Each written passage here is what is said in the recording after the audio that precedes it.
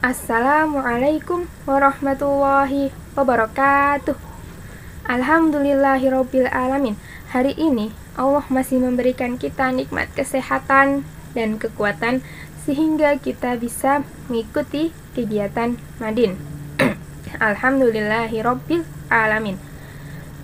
Teman-teman, pasti teman-teman pernah mendengarkan dua kata ini, yaitu sholat dan sunnah, yang kalau digabung menjadi satu menjadi sholat sunnah. Pasti pernah mendengar ya kata sholat sunnah.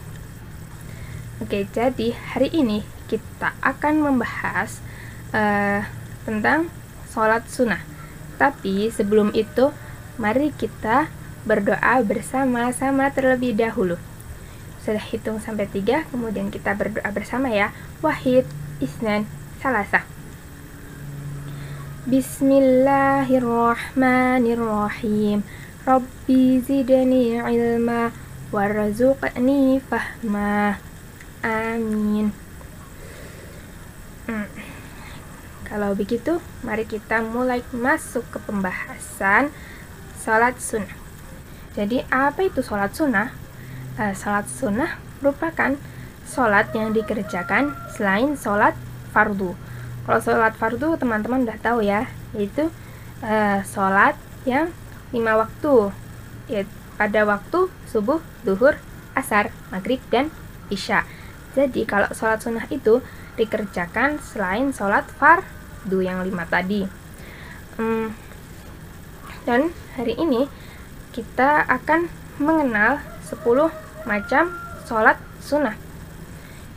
Jadi nanti yang pertama ada sholat sunnah rawatib, kedua sholat tahiyatul masjid, kemudian ada sholat sunnah intidor, kemudian ada ba'diyah Jumat, kemudian ada sholat sunnah istikharah, ke-6 nanti akan ada sholat sunnah duha, ke-7 ada sholat sunnah istisqa, ke-8 ada sholat sunnah tohur, kemudian ada sholat sunnah tarawih atau tahajud, dan yang terakhir nanti akan ada sholat sunnah khusuf atau khusuf. Dan hari ini kita atau ustadzah hanya akan membahas 2, yaitu sholat sunnah rawatib dan sholat sunnah tahiyatul masjid. Tapi sebelum ustadzah masuk ke penjelasan, maksudnya ke penjelasan tentang sholat sunnah rawatib dan tahiyatul masjid, ustadzah punya 2 pertanyaan. Yang pertama, kapan waktu mengerjakan sholat sunnah rawatib? Kemudian yang kedua, apa itu sholat tahiyatul masjid? Sudah ulangi sekali lagi ya pertanyaannya. Tadi yang pertama, kapan waktu mengerjakan sholat sunnah rawatib? Kemudian pertanyaan yang kedua, apa itu sholat tahiyatul masjid? Oke, sekarang kita masuk ke pembahasan. Kita mulai dari sholat sunnah rawatib. Apa sih sholat sunnah rawatib itu? Sholat sunnah rawatib merupakan sholat sunnah yang dikerjakan beriringan dengan sholat fardu. Jadi, sholat sunnah rawatib ini bisa dikerjakan sebelum sholat fardu atau setelahnya. Dan terbagi menjadi, maksudnya sholat rawatib ini ada 12 rakaat yang pengerjaannya dibagi ya. Jadi bukan 12 rakaat langsung dikerjakan pada satu waktu.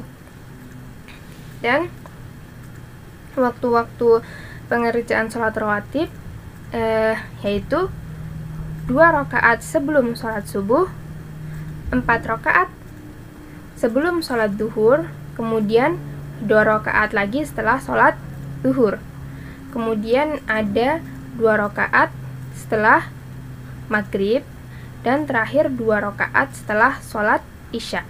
Jadi tadi udah ada 12 rakaat ya. Kita ulangi lagi, tadi ada 2 rakaat sebelum subuh, kemudian 4 rakaat sebelum zuhur. Oke, udah 6 ya. Kemudian 2 rakaat setelah sholat zuhur, udah 8. Kemudian ada 2 rakaat lagi setelah sholat maghrib, dan terakhir ada 2 rakaat setelah sholat isya. Jadi totalnya 12 rakaat. Dan untuk pengerjaannya sendiri yaitu 2 rakaat kemudian salam. Jadi tadi yang 4 rakaat sebelum zuhur bukan dikerjakan 4 rakaat langsung, tetapi 2 rakaat salam, 2 rakaat salam. Sekarang setelah sholat rawatib, kita akan masuk ke pembahasan sholat sunnah tahiyatul masjid. Oke, apa ya sholat sunnah tahiyatul masjid ini? Jadi, sholat sunnah tahiyatul masjid adalah sholat sunnah yang dikerjakan ketika teman-teman masuk ke masjid dan belum duduk. Jadi sebelum duduk dikerjakannya. Jadi teman-teman datang kan udah wudu, udah bersuci ya, kemudian masuk masjid. Nah, di situ teman-teman jangan duduk dulu, tapi sholat 2 rakaat ya. Jadi sholat sunnah tahiyatul masjid ini tadi berjumlah 2 rakaat yang dikerjakan ketika masuk masjid sebelum duduk, sebagai bentuk penghormatan kepada rumah Allah. Oke, jadi tadi itu kita sudah membahas sholat sunnah rawatib dan sholat sunnah tahiyatul masjid.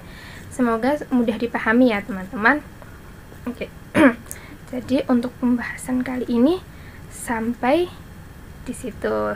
Itu tadi sholat sunnah rawatib dan sholat sunnah tahiyatul masjid.